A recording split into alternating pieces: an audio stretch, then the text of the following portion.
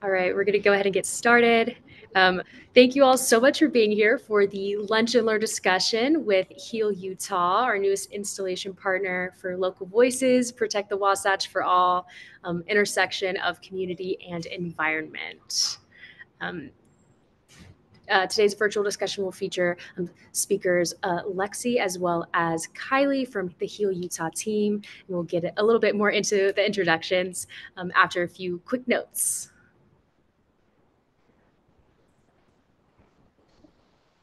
All right. So, real quick before we get going, we just ask that everyone mute your microphone, so that way everyone can hear the presentation and we don't have a lot of background noise. We also ask that, or we also have captions. Captions can be turned on at the bottom of the screen using live transcripts. If you have any questions, this event is meant to be interactive. So please do not be shy. If you have any questions, type it in the chat and we'll address them at the end of the presentation, at the question and answer portion. And then there will be a link to a survey about the event in the chat at the very end. And so we ask for us to be able to continue to grow and make these programs better. Just ask that you fill out that survey at the end.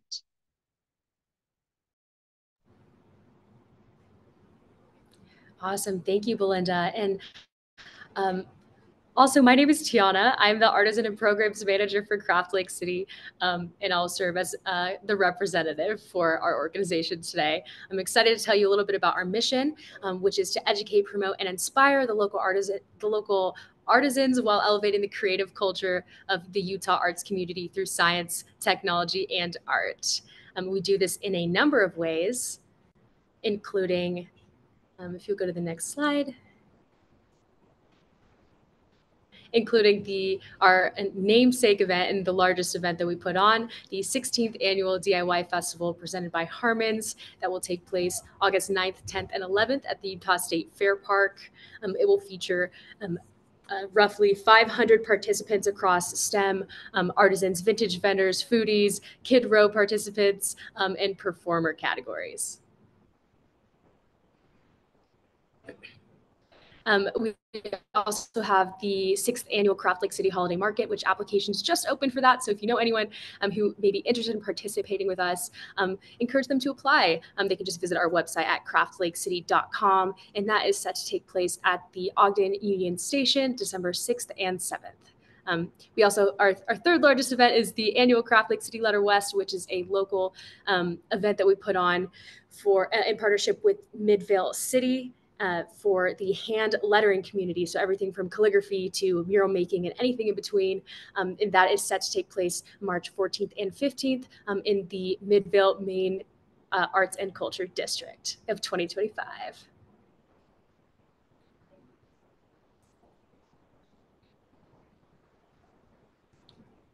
Next slide, please. Thank you. And then we have our year-round DIY workshops. So artisan-led craft workshops that were created to engage the public and make art a little bit more accessible to the Utah community. You can find those at craftlakecity.com/workshops. Some other community programs that we have is, of course, Celebration of the Hand and Local Voices, which is what brings us here today, as well as which are these billboards that we call plakats, which is the German word for billboard, in these beautiful metal frames downtown in Salt Lake City on Broadway between 300 West and 300 East. We also have our Craft Lake City Tattoo Parlor, which is $5 Sharpie tattoos at our community events that we partner with local artisans to engage the community in a new way. Then we also, of course, have our Youth Artisan Entrepreneur Program, which provides free enriching art education to youth in Utah while setting them up to exhibit at Kid Row at the DIY Festival. And then today's speakers, Craft Lake City is so honored to partner with HEAL Utah in this way to amplify the voice of their mission, as well as the organizations that they partnered with Bike Utah, Wasatch Community Gardens, and Save Our Canyons in this really amazing way. So today's speakers will have moderator Kaile, Akina, who is the community and engagement manager for Heal Utah, as well as Lexi, the executive director for Heal Utah. So Kaile, if you want to give a brief introduction for yourself, I'll pass it along to you. Yeah, thank you. So hi everyone. Thank you for joining us today. My name is Kaile Akina. I'm the community engagement manager at Heal Utah. Been just past my halfway mark, first year here. It's been really great. I really love the team and the work so far. Um, and then Lexi, would you like to introduce Heal? Would you like me to? You Okay. go ahead, and then I'll jump in more. Okay. So Heal Utah is an environmental justice nonprofit, 501(c)(3) organization. We work on clean air, clean energy, and radioactive and toxic exposure as part of our campaigns. We've been around for about 20 years, and we started out as Families Against Incinerator Risk, and then our work shifted into what it is now. So right now we're doing a lot of community engagement during the summer, and we'll be getting geared up for the legislative session soon. And during the legislative session, well, me and the policy team, we train people, community members who are invested in environmental policy, how to community lobby, how to interact with your legislators, and how to hopefully get some little bit more community movement and civic engagement as well. We had a really great turnout last year, so we're ready for another one as soon as it gets there. But yeah, that's a little bit about our work. And yeah, that is who we are. Lexi, would you like to introduce yourself now? Sure, thanks, Kylie. So my name's Lexi Tuddenham, I use she, her pronouns, and I am the executive director at Heal Utah. I've had the honor of being in that position for about 2.5 years now here on the Wasatch Front. And Heal Utah is a organization that I'm really proud to lead along with our strong team. We, as Kylie was noting, work on a variety of issues, but we really try to ensure that at the center of everything we do, we put community. So when we're talking about um, creating policy advocacy, when we're talking about creating better research and data so that we can create evidence-based policy, we make sure that we talk to communities and we put them in that decision-making seat as much as possible so that they are there at the beginning, middle, and end of decision-making that affects their future.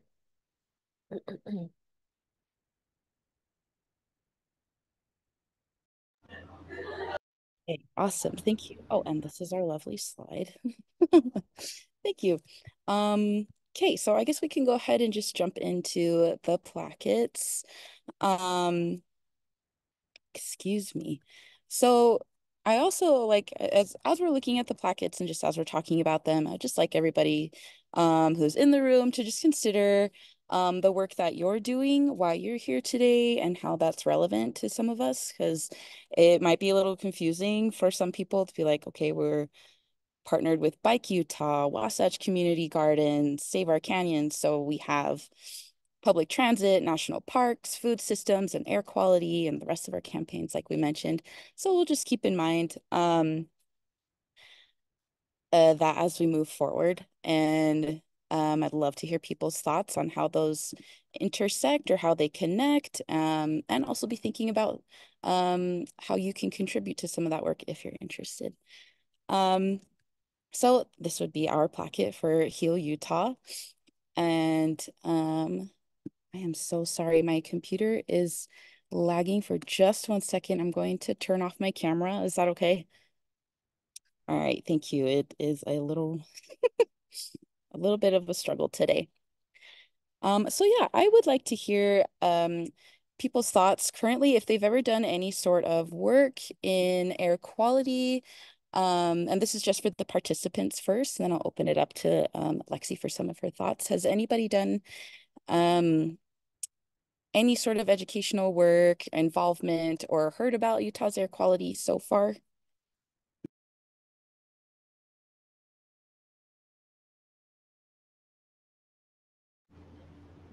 And that's okay if you haven't. I've heard a little bit Oh, about sorry, the go air ahead. quality. Just to answer your question, I have heard a little bit about the air quality when it comes to the unique geography of Salt Lake, as well as the certain pollutants in the air and how that kind of impacts humans and the well-being of the environment as well. Okay, perfect. And I just wanted to say that like some of the things, okay, maybe it'll work now. Okay. Some of the things to be conscious of, like especially in the summer, that we've been talking a lot about at HEAL and also with some partners, is heat waves and how that contributes to our air quality and also how that impacts us in our everyday lives. I don't think a lot of people would think about the heat contributing or particles in the air, as you've said, or air pollution contributes to heat waves. But that is something that we keep our eyes on quite a bit at HEAL. I just lost my train of thought, excuse me. But there's also heat waves, there is dust, and there's also um, let's see, PM 2.5 and PM 10. So we have two things that are contributing to our air quality that really impacts the way that we navigate our daily life. And then I think some people have explained it to me that, you know, there's fire season, which we might be in the thick of it here pretty soon. And so there's a lot of moving parts when it comes to Utah's air quality, and these have a lot to do with how they affect communities based on where they are regionally in the state of Utah. So on the west side, we'll find more heat waves and more regional haze, kind of closer to the Wasatch front. Okay. Yeah. And Kylie, did you want me to jump in here and talk a little bit about our plakat and what the healthy environment for all means to us? Yes. Yes. Thank you.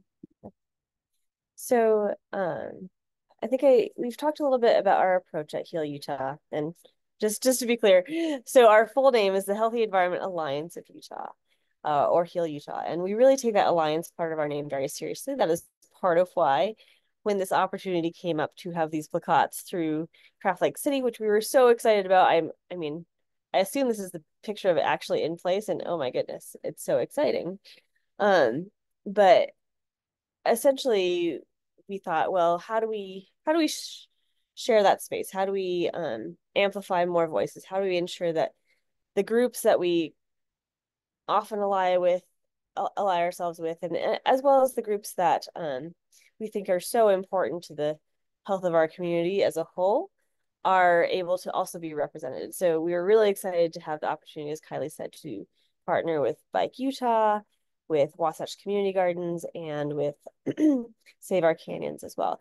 And while some of those groups were not able to show up today, and I'm not going to speak specifically to theirs, because you know they're the best representations of their own plakats. I really encourage everyone to go downtown, to check out their websites, and to learn more about the incredible work that they're doing. So at this point, I'm just going to dive a little bit more into HEAL's work itself and what we mean when we say healthy environment for all. Here we can stay on this for this one. And you know, I can briefly touch on some of these others, but essentially at HEAL Utah, we believe that the right to a healthy environment is a basic human right that everyone should be able to access. So that means that no matter where you grew up, no matter what your background is, you should have the ability to grow up, to raise your family, and to thrive in a healthy environment. And that is one that is not doing you harm. That is one is where you can thrive and raise your children if you choose to have them, and one in which you can really have a vibrant and healthy future. So one of the things that we talk about when we talk about a healthy environment is the most obvious one, right? That we've already touched on a little bit. So as Tiana was saying, you know, you've heard a little bit about the unique geography of the Wasatch Front, which is one reason that we have such poor air quality here in the Salt Lake Valley. Another thing that Kylie was referring to is that sometimes the most visible one can be the inversions that we get in the winter. But really, when we simplify it down a little bit and talk about some other air quality factors that we're also impacted by. We talk about almost like 4 seasons of air quality. So um, you have your inversions, which are those really thick layers of primarily particulate matter that we see in the winter, which is what happens when the hot and cold layers of air get reversed. And so basically you have this thick layer of particulate matter, which derives from all sorts of places, including industry, you know, burning of fossil fuels, mobile emissions in general. Those are all sources that contribute to this really poor air quality that is very visible.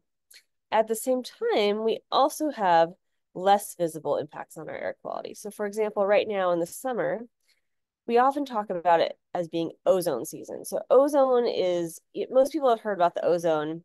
I guess back in the 80s and 90s, there was the ozone layer, the hole in the ozone layer. And there are multiple types of ozone, or there are multiple layers of ozone within our atmosphere. So the ozone that's very high up in our atmosphere is actually protective. It protects us from UV rays and so on.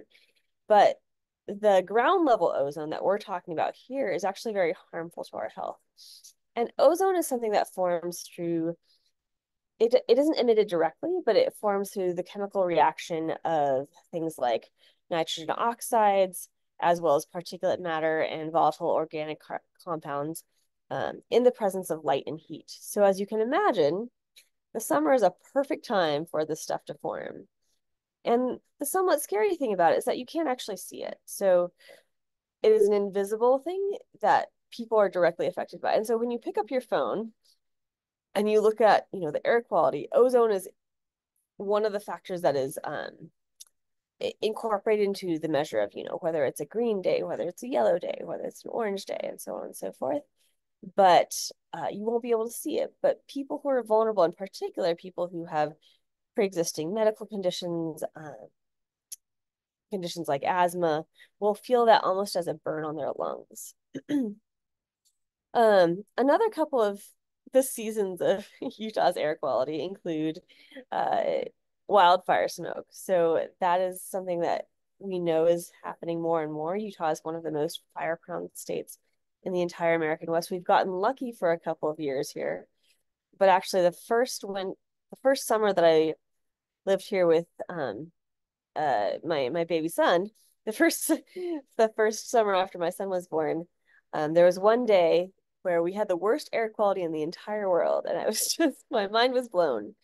But a lot of that was because we actually had wildfire smoke coming from various places, including the West Coast, that got trapped under a layer of clouds and so on. And really, you can feel it, right? You can see it, you can taste it. The fourth season of air quality that has been increasingly getting attention over the last few years is actually dust. So oftentimes, we've been hearing a lot more about toxic dust from Great Salt Lake, and that is certainly one major source of concerning dust that irritates our airways and creates all sorts of various health effects. But we actually also have fugitive dust in general, which is what we refer to as, the dust coming off of construction sites, the dust coming off of gravel pits, and the dust that would come off of sites like the proposed Parley Canyon mine, for example. So I'm really focused on air quality in this particular presentation, but I also did want to just mention as well that, as Kaile mentioned, climate is a major factor for a healthy environment as well. And heat, for example, as well as other climate-related emergencies have major impacts on public health. And that is part of why HEAL Utah is so invested in working on solutions that will mitigate climate change and create a just and cleaner energy transition for the entire state of Utah. In addition to that, I think Kaile mentioned this briefly, but we actually started out in Tooele way back in the 1990s. So we've been around for 25 years now. And the reason that we were actually formed was that there was a community group out there at the time who were looking around, and in their community, they were seeing really, really high rates of childhood cancers, of reproductive issues, and just all sorts of multi-organ health effects that they felt like weren't being accurately traced by the Public Health Service. So what they did was that they actually went around door to door and they gathered health information, because what their suspicion was that at the time there was a weapons incinerator that was burning up things like nerve gas from the federal weapons inventory just over the hill from their community. And so what those folks did at that time was they gathered this health data and they went up to the state legislature and they put all these together, the data, the statistics, as well as the stories of those people who were willing to have them shared. And they talked to their legislators and they talked to their regulators and said, listen, we need to do a better job of actually controlling the emissions from this plant. And, it's not fair that Utahns in the small community are bearing the brunt of an entire federal system of weapons and emissions that is creating these really, really potentially toxic health effects. So those are our roots. And then over time, we have continued to work on a variety of toxic and radioactive waste. So including the storage of radioactive waste in Utah is something that we tightly keep an eye on and try to make sure that we're regulating really well and making sure that we're not just putting those in communities where people don't have a voice to talk about it. We try to address past harms like uranium mining as well as nuclear testing at the Nevada test site. And also just looking forward, make sure that as we create this energy transition, that we're not creating new victims of that energy system through mining or other creation of toxic materials. So maybe we can go through the other slides briefly, and then perhaps Kaile and I can speak briefly about some of the things that HEAL is actively doing and how you can be involved. Tiana, did you have a specific question? Sorry. I think my specific question was what you just said we were about to go over, so I will hold off for the time being. Thank you. Okay. So briefly, Bike Utah is a wonderful organization which does work all across the state. They focus on creating accessibility for mobile access. And we really believe it at HEAL that mobile transit is an incredibly important way to not only clean up our air, but also combat the climate crisis. So the more you can have well-planned cities, well-planned municipalities, counties, and ways for people to get around, the less you're reliant on cars, the less you're reliant on roads. And both of these have major impacts, both for urban heat island effects, for air quality, and also, of course, for climate change in general. So we really support the work that Bike Utah does. We try to partner with them on planning initiatives and on legislation that promotes the use of bikes. And also, bikes are so fun.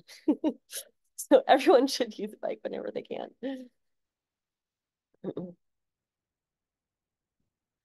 Healthy food access, of course, is an incredibly important part of having a just and equitable access to a healthy future for everybody. Wasatch Community Gardens, most people know of them for many reasons, including everything from their tomato sandwich party to the wonderful, wonderful plant sales that they have every year.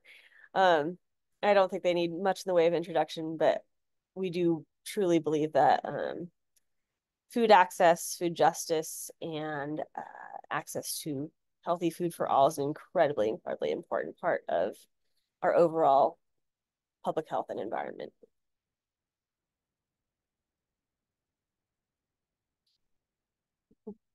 And then Save Our Canyons is an incredible organization that has been around for a long, long time.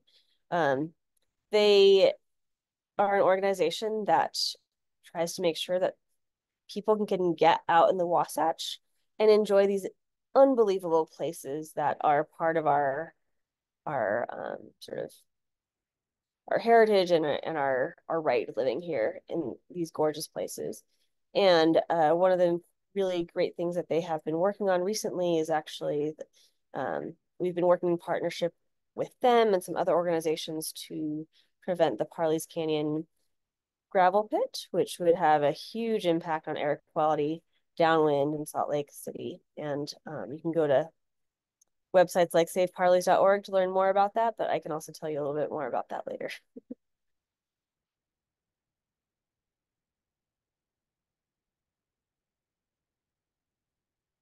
And here are our placards. It is so exciting to see that those are actually in place now. How long are they up? When will it be Thank up? you. Yeah, so I did want to mention that this new street side installation is free for the public 24 hours a day, 7 days a week, from July until the end of August. They'll be up for about 2 months, so make sure to stop by. They're really, really stunning in person. And again, they're on Broadway between 300 South, on 300 South between West Temple and Main Street. Fantastic. Yeah. Yeah. So I think you had a question, Tiana, which I'm happy to jump in and start answering, and then I'm going to turn it over to Kaile because she is our community engagement manager, and she's got this very extensive and full calendar of events coming up. But I believe your question was, how can you get involved? What can you do to help advance a healthy environment for all? Yeah. And I will just say, so for Heal Utah, we, as I said, really try to put community at the center of everything that we do. We welcome participation. You can always email us for volunteer opportunities. But some of our major initiatives right now that we're working on and promoting this summer is you'll see us out and about in the community, tabling at street fairs, showing up at film screenings, holding film screenings. We actually have a radioactive film series that's launching next week on the anniversary of the Trinity nuclear test. So on the 16th, I believe it is, correct me, we're having a film screening at Broovies of the film Downwind. Following that on August 8th, we're also going to have a film screening at the Urban Indian Center of the film Demon Mineral, which is another really exciting and important one for people living in Utah to understand the front side of that nuclear test and also nuclear fuel chain and the impacts that it has had, especially on Indigenous communities on tribal lands. We also have some ongoing campaigns going on. So another way that we work on air quality is that we are engaged in a process through the state and federal government to try to create public engagement on what is called regional haze. So regional haze is something that, most people know what haze is, right? In a more technical sense, regional haze pertains to certain parts of our country. So class 1 airsheds. So these are the national parks, these are the wilderness areas that should really have the cleanest air in the entire country. But a number of years ago, in sort of the late 2000s, it was recognized that the air quality in our national parks and wilderness areas was not what it should be. And if it's that bad there, you can only imagine how it is in some of our urban areas.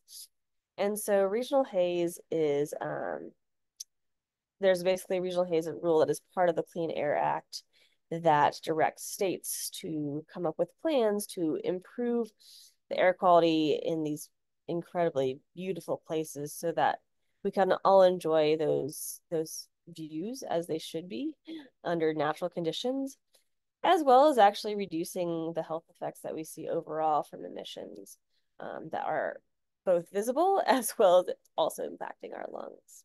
So HEAL has basically a form on our website right now, or that we're sharing around. You'll see it in our newsletter, you'll see it in our socials in some cases, where people can share their stories about national parks. They can share their stories about what their experience has been with poor or good air quality in their national parks. And we're gathering those because there's going to be a public comment period opening towards the end of the summer. And that really is a chance for people to engage. Kaile, I'm going to hand it over to you for some of the other community engagement opportunities, and also feel free to speak to the larger picture of what does community engagement look like and how can you be a part of it. I think eBus is another great one there. Yay, thank you. And just a little bit of background about me. I've been a community organizer for a few years now. And one of my biggest goals at HEAL is to help draw more connections to our community between environmental issues and other social issues. Because like I mentioned before, we have all these different orgs and they're working on so many different things. But we do find that our work intersects. And important question for all of us to ask is, okay, well, and it looks like we're caring about the same thing in the same community. So what's driving this behavior? To cause enough issues where we're both in the same room now, right? So just kind of asking, observing what's happening, but not just what's happening, but also why and when it's happening. Can lead to a lot of really good collaborative work. So that's kind of the background that I'm coming from and what I want to bring to HEAL. And then as far as community engagement goes, we're going to be focusing on a few more educational webinars and workshops. And we always have tabling opportunities if people like to volunteer and get to know people in the community a little bit more, and also gain a little bit more language setting around some more environmental issues. And like Lexi said, we're community focused. And for me, that means there are a lot of organizations and places and a lot of institutions that go into communities and present them with, here's what you have to do, here's what's important. But more often than not, those two things are not agreed upon by the community you're bringing it into. So some things that we try to do is get more input from those communities instead of us just telling them what to care about necessarily. And then we let that kind of guide our work. And so that's what drew me to HEAL. That's why I really enjoy this work here. So coming up, we have a film screening at Broovies on the 16th. And that will be about downwind. And Carmen's also here. She does a lot of our nuclear and radioactive work. But that is a documentary about National Downwind Day of Remembrance. And it has a lot to do with the RECA Act. And I don't know if people have heard of the RECA Act. Carmen, would you like to give a little 60-second rundown? 60 seconds. I'll do a little bit shorter than that. But so the Radiation Exposure Compensation Act also has to do with air quality. Essentially, when there was nuclear weapons testing happening over in Nevada, north of Las Vegas, all that material that would be blown up and turn radioactive would then be released into the atmosphere, which would then travel across Utah and deposit across Utah and then eventually across the rest of the country and in some cases even the world. So our event happening next week is on the first nuclear bomb test that was held in New Mexico. And so this film is just a follow-up to all the 928 other atmospheric bombs that released radioactive materials and fugitive dust into our air quality for the next several decades. So we're excited for that film, and that'll be at Broovies, 21 and older, and we're excited for it. Hey, thank you so much. And we also have, pray for my laptop, y'all. I have a quick question on that. Yeah, please. How do I sign up to attend? Also, thank you, Carmen. Yeah, of course. Yeah, we have it up on our website. If you go to healutah.org/events, I'll drop a link in here as well. But you can check that out on our events page. Tickets are only $5, but if price is a barrier, please reach out to us. We have discounts and options and things like that. We're really excited about it. There will be a panel discussion afterwards featuring one of the film interviewees, who is a Utah local amazing advocate, as well as a cancer researcher and another downwinder advocate. So we're excited about it. Amazing. Yeah, thank you so much. Yeah, and then again, just it is in the chat if anyone is interested in purchasing a ticket. Thank you, Carmen, for that. We would love to have you guys show out for that. We also have speaking of intersectionality, a social justice intern mixer.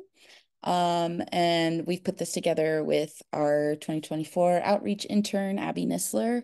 And this is a space for people who are currently in an internship or are possibly interested in one or in any type of programming like that.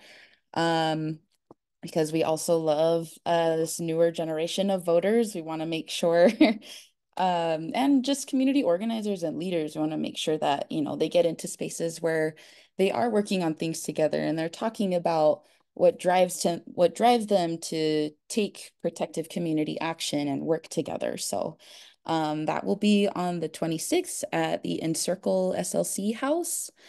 From 12 to 2, just real casual. There will be refreshments, some prompts and handouts just to get people comfortable to talk to each other.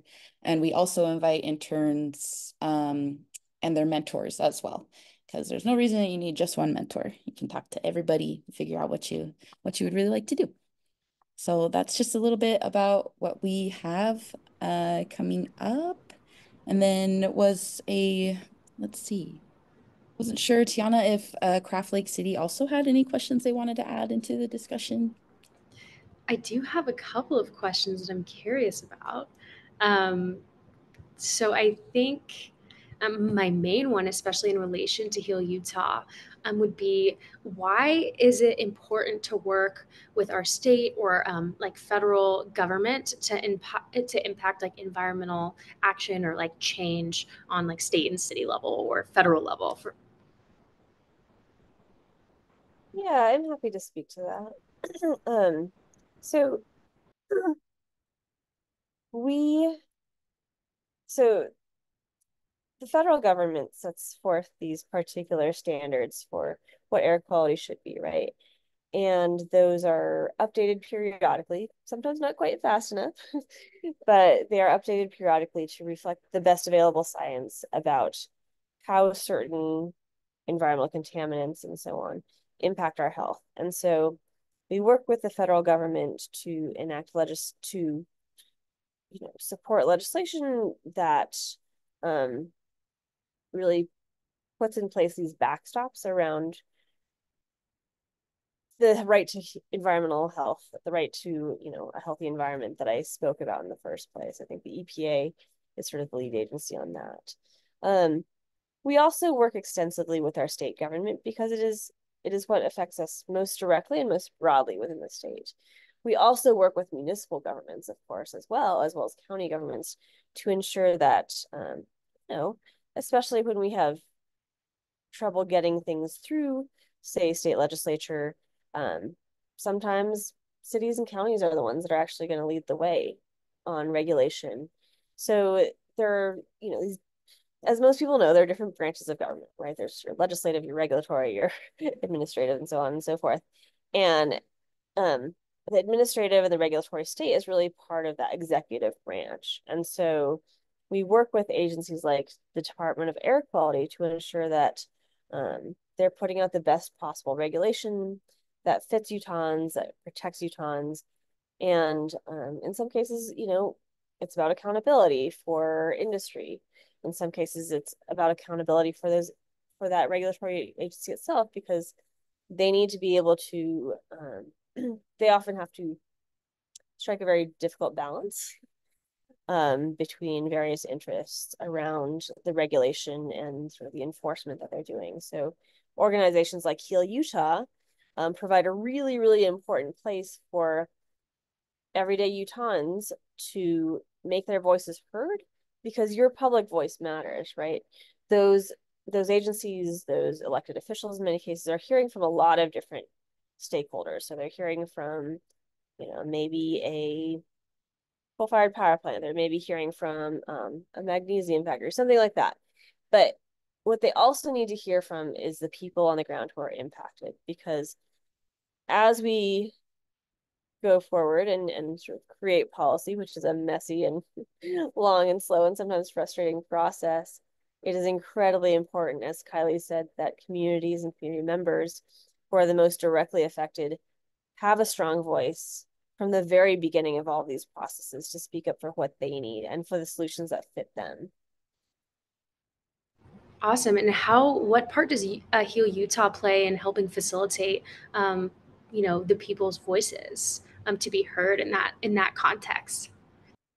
Yeah, so I think if you look at our website, you can learn about a lot of these issues and get the background that you need to be able to be informed and feel comfortable talking about them to your elected officials, to your regulatory agencies, and so on and so forth.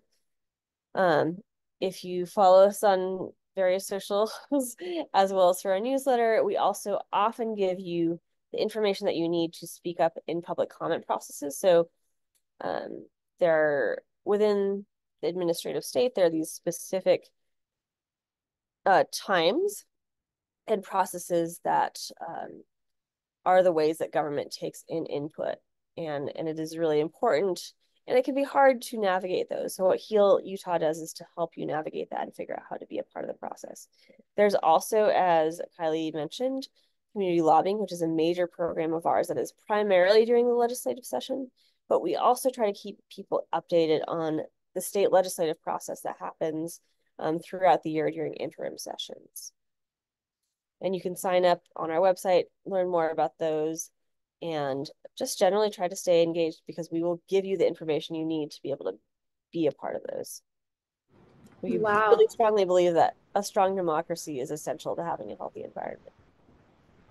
That's really cool. So it sounds like a lot of like education, kind of connecting them with like both, information on like the specific issues, but also like where.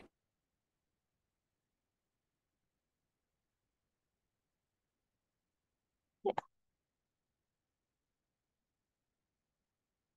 I think my computer froze for a second.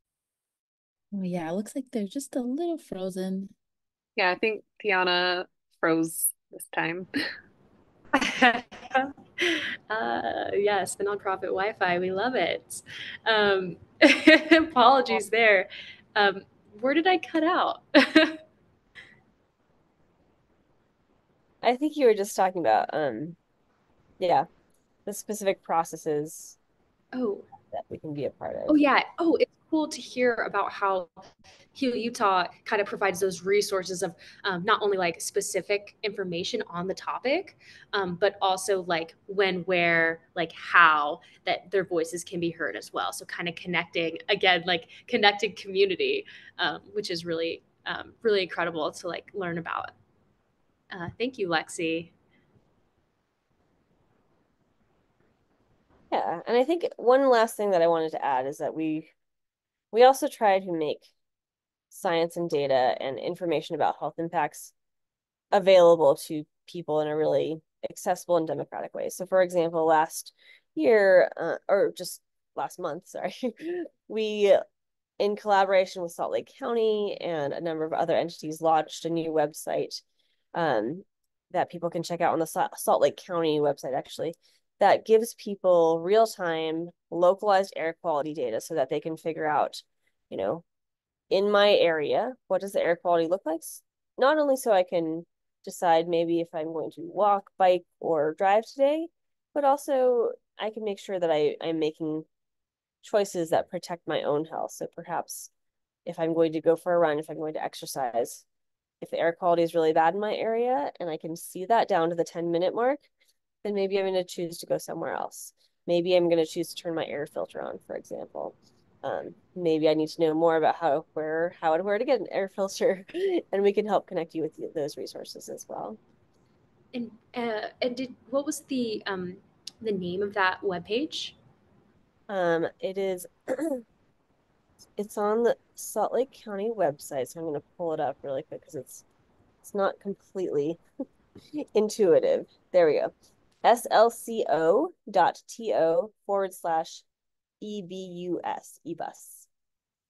So I can put that somewhere in the chat as well. But it's an interactive map, and it's in English and Spanish, and we really encourage everyone to make use of that. Oh, that would be amazing if you. Oh, thank you. So that is dropped in the chat. I'll have to check that out. Thank you.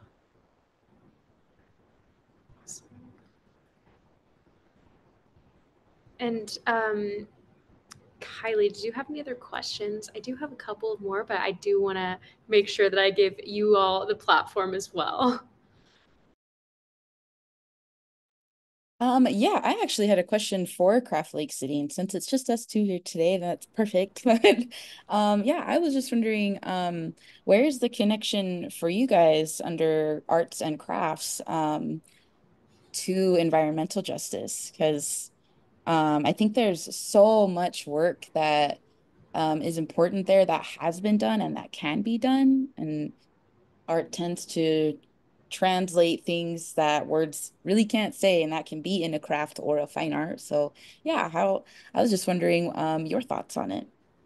Yeah, that's a really great question. I think uh, it's kind of a threefold answer, but in the context of like this specific installation, we so our mission is combining science, technology, and art, and that's how we kind of uplift the community. So this is more of a science based, science community base when it comes to like the actual topic itself that we're highlighting, but also specific to this installation is really amplifying voices of like organizations who are spreading messages that we think that are important for people to hear. So kind of just providing that platform for organizations such as yours who are doing such wonderful work in our community to kind of be like highlighted and recognized and bring awareness to what you all are doing, as well as the specific like mission that you have, and all of the wonderful things that we just that we were like kind of talking about in relation to the installation itself too.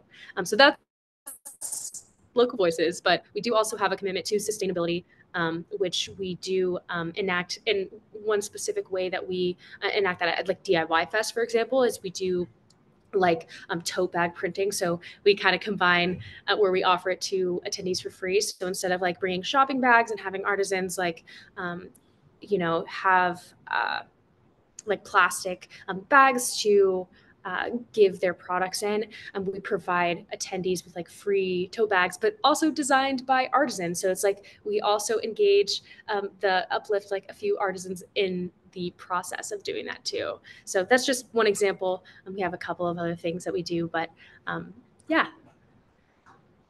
Thank you. I love that. Sure. And of course, Rochelle, I know you're also here.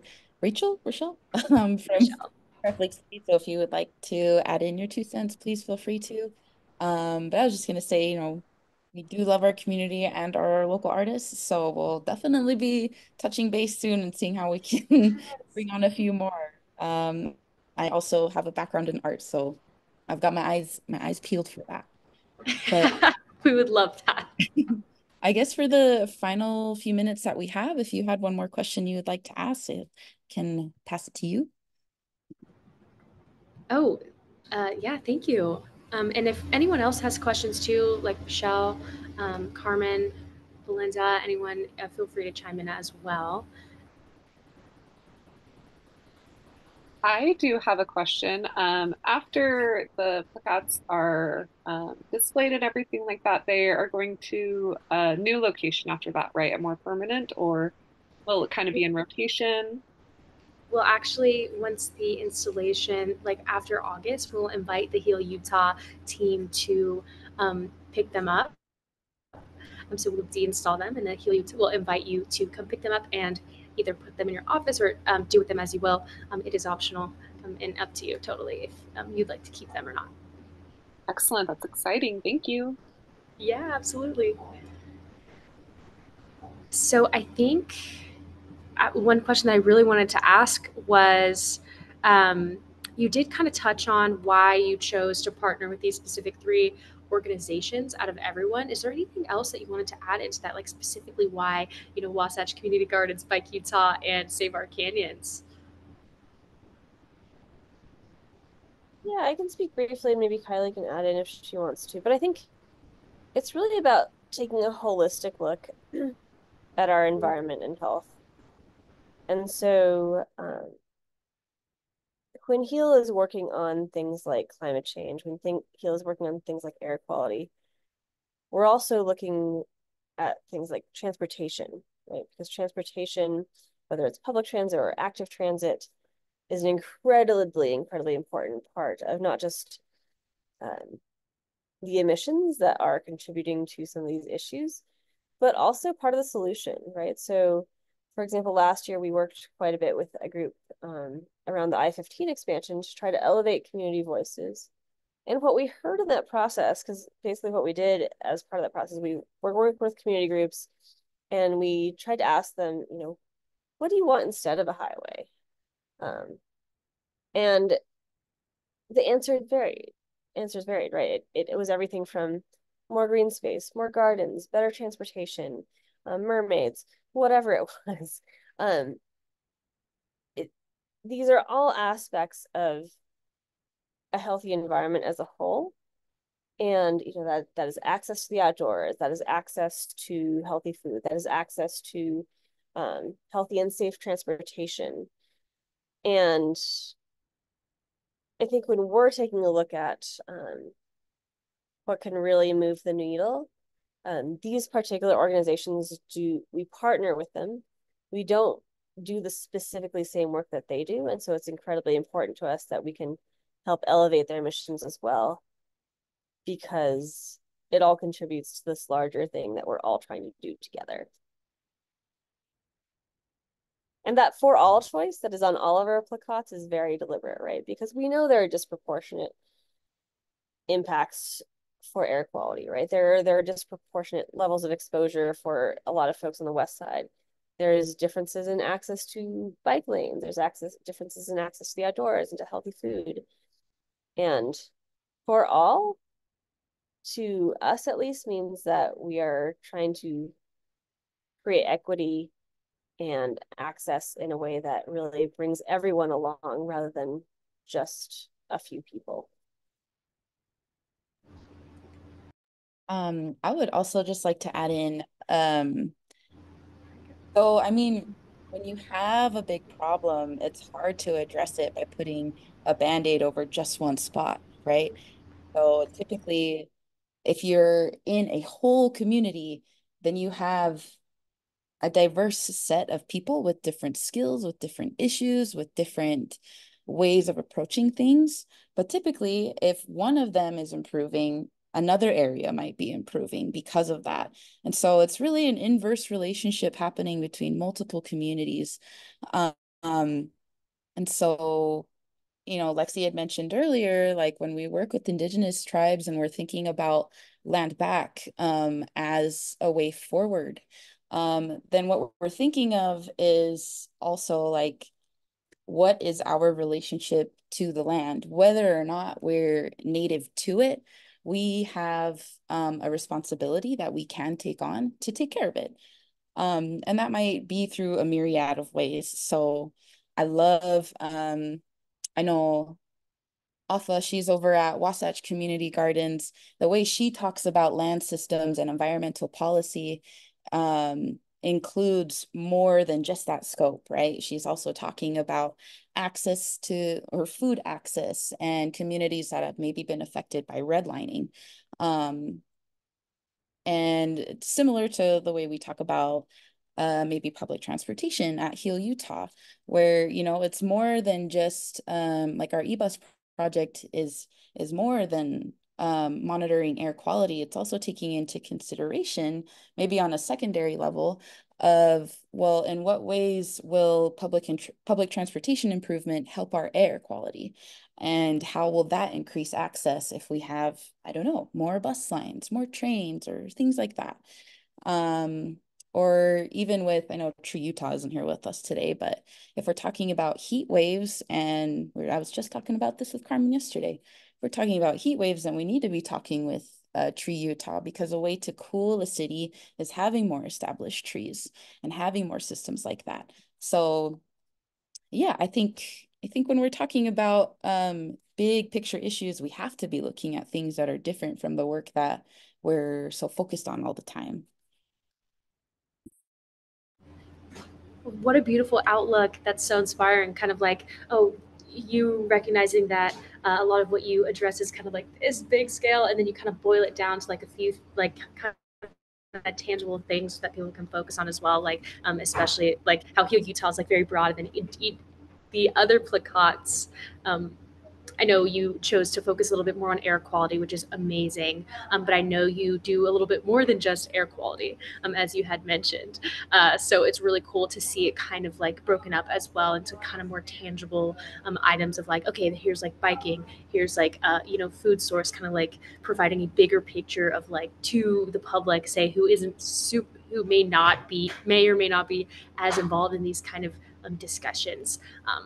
To like kind of explain it to them and illustrate it to them in like a different way, which is like just really really amazing. So thank you both so much for being here. Yeah, thank you for having us. Absolutely. And then if there were no other questions, I did just want to quickly shout out our supporters. So thank you specifically to the Temporary Museum of Permanent Change and the Center for the Living City for their support and sponsorship of this installation and the plakat frames and allowing us to, have this program. But as well as our year-round sponsors like ZAP, Salt Lake City Arts Council, Sorensen Legacy Foundation, Utah Division of Arts and Museums, and George S. and Dolores Dory Eccles Foundation.